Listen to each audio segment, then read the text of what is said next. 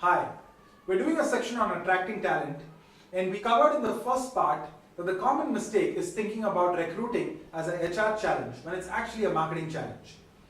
If you haven't watched that video, please watch that video. The second video takes off on the second tactic, which is what we call concierge recruiting. You know, some recruiting decisions are so important they cannot be left to HR, and they must be done by the entrepreneur.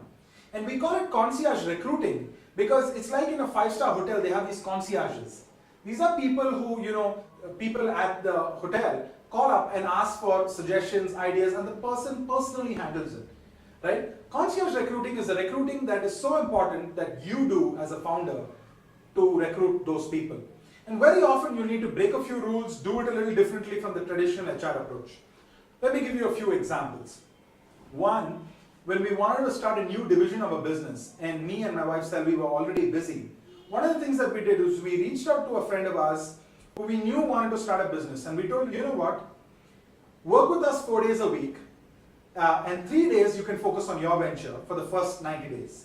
And then we can reduce it by a day until eventually you're fully doing your venture, and we will give you a pay until you move over. And that was a typical kind of solution that HR would never think of. What this did was, it allowed us to get a talent on board that we probably could not afford full time. It allowed them to get a transition out of their corporate career, and it was a win-win. We were able to build a new division and get going. While the tactics may be different in different cases, right now we have an entrepreneur who's looking to recruit a manager, and his pitch to the manager is, if you stay with me 3 years, I will invest in your next startup, right? Or I'll invest in you building another venture with me, an adjacent business.